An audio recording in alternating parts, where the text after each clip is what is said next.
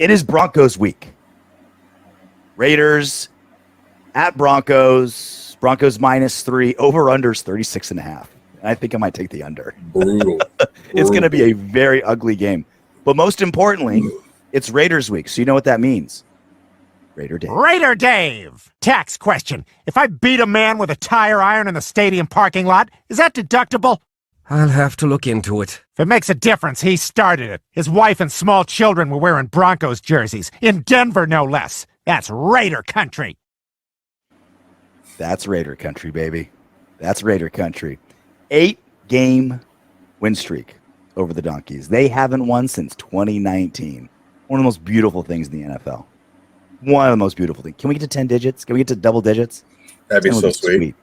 It's totally possible. What did Bo Nix have passing last week? Like 50 yards or something? 60 it was in the rain. Yards. In the rain, good defense.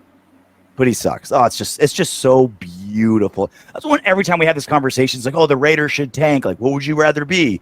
3-14 and the number 3 pick, or 8-9, blah, blah, blah. It's like, look, I can't tell you for sure what's going to happen if we lose games, and does that turn us into how many picks? Like, would the guy we have be there? Will he pan out? Like, there's a lot of I see your point. I understand the logic, and part of me's tempted.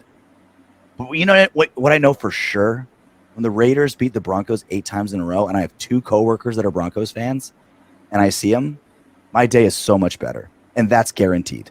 That is, if we go 9-0 against the Broncos in 9 straight games, that is a for sure bet. That's not throwing a dart at a dartboard. That is me delivering a tortilla with poop in it to my Broncos buddies and saying, "Eat this, donkey." 9 in a row. That is worth it to me to keep beating these keep beating these assholes. Man, it's there's something about beating the Broncos. They just taste different. It feels right. Different. Right? Like beating the Chiefs, it's an accomplishment. You celebrate. It feels amazing, right? It's like, oh shit, we beat the Chiefs. Beating the Chiefs is like taking a hit of ecstasy.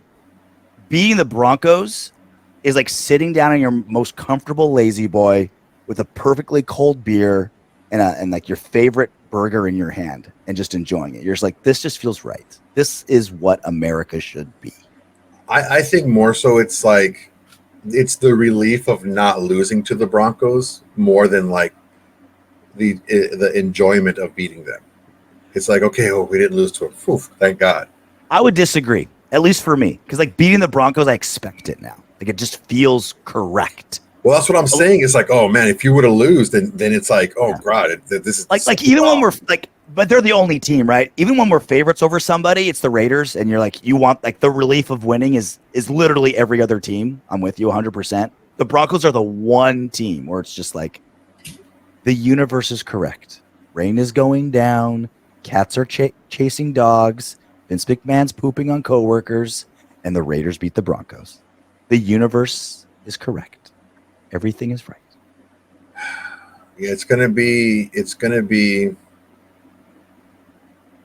We better have a nice game plan against these guys, because if we come out vanilla against these guys, like running into the middle of the line and just straight dropbacks without any type of window dressing or moving the defense's eyes.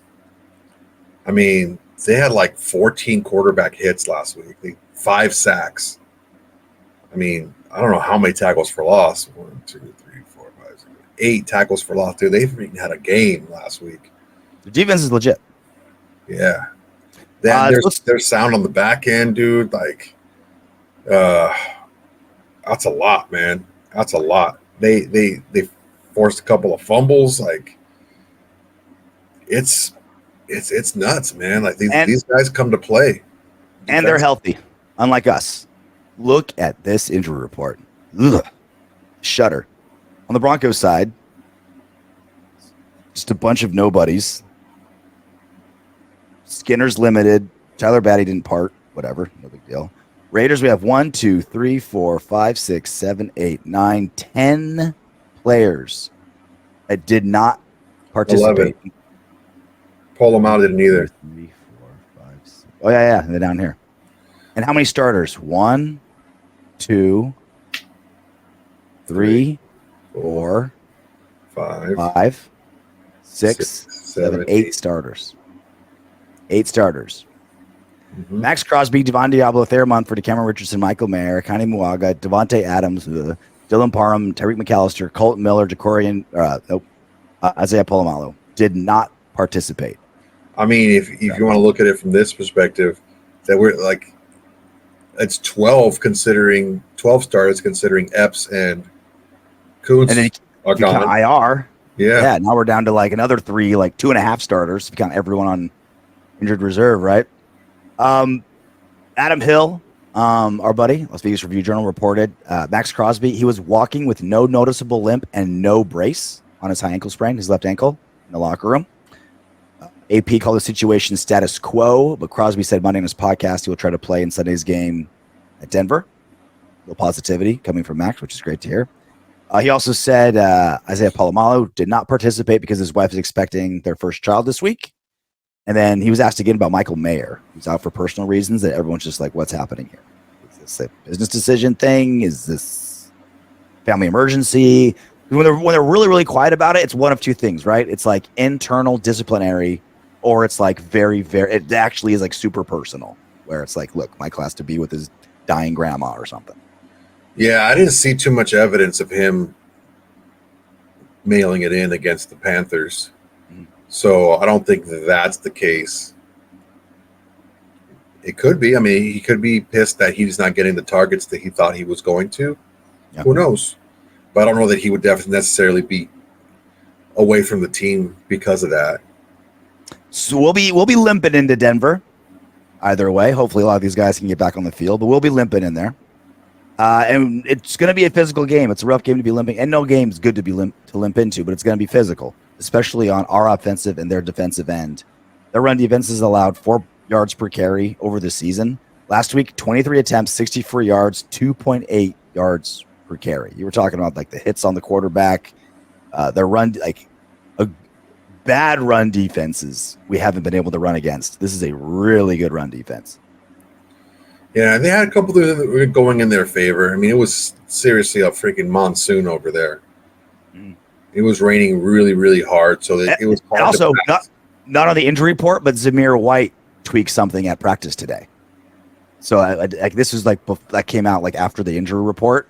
So we might be sure. Right? That's Alex. It should be Madison starting anyway. Is Alex Madison okay? Right. It should be Madison either way, but it might in a little way. Like obviously we don't want Zeus to be hurt, but it almost like if there's a silver lining, it's going to force the Raiders to do what we've been saying for 2 games. It's like Madison needs to be the starter. He needs to start. He runs better in this offense. He's more of a passing threat. You got to do. Like I get why we were forcing Zeus, right? The younger guy, rookie contract, like plays hard, been around, like be like Zeus, you know. But don't shove this like. Again, don't play the team you want. Play the team you have. And Madison's just, by every metric, Madison's better. Or been playing better. Yeah. I mean, he definitely has to be the guy. He has to. Broncos' pass defense is going to be an issue. They're allowing an 82.5 rating. That's 8th best in the NFL. 5.6 yards per attempt. That's 3rd. That's fucking good. Anything under 6 is amazing. 3rd best in the NFL. Anything under 6 is really, really good. Yeah. You want your quarterback to be 6.5, 7. Anything where that's good. Anything above 7 is like getting really good. If you're under 6, that's really good pass defense. So we're going to have to find creative ways to. I mean, I'm never going to say that a team is better without Davante Adams on it. I'm not going to say that because I don't think that's true. But if the absence of Davante Adams forces Getsy to be more creative the way he was last week against the Browns, that may – because what did I say about Darren Waller? I didn't think that any of the tight ends that we had last season were more talented than Darren Waller, but there's a difference between talent and production. if the offense runs better by being more creative and being more dynamic and finding different ways to get our playmakers the ball in space, that may work out better for us. I'm not saying it can. I'm not saying it can't, or it will or won't. I'm saying that it's possible if we are a little bit more creative. Now, we could have been more creative and have Davante there. It would be tough to keep him happy because, a lot less targets to go around because we're running these more, creative motion plays. But it's possible for us to still do really well or well enough offensively without Davante Adams. If there's one thing we know for a fact Michael Mayer does better than Darren Waller is he's not going to miss games and practices to make a rap album.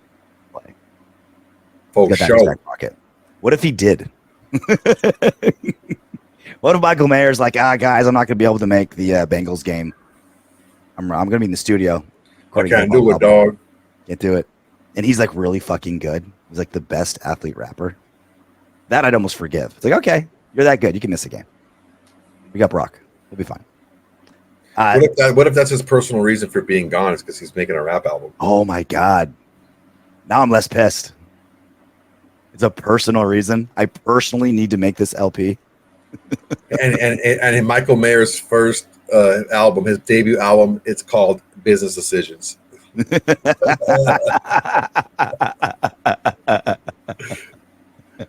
So I'm like, hey, Photoshop that, but use EPMD's third album with the big cold chains on. Use that one with Michael Mayer's face, and it's Business Decisions. That's what it's called. Possibilities are endless. It's going to be such an ugly game, dude. Get ready for it. It's going to be I think it's going to be a hard hitting game. I don't know how ugly it's going to be because it's not going to be. I mean, last week was an ugly game in New York because, I mean, honestly, you couldn't really do anything. A lot of those defensive stats were helped by the fact that it was the tail end of Hurricane. Helene is the name? Yeah, it was a tail end of that, kind of going north, and yeah, it was really bad, and it was hard to do anything offensively.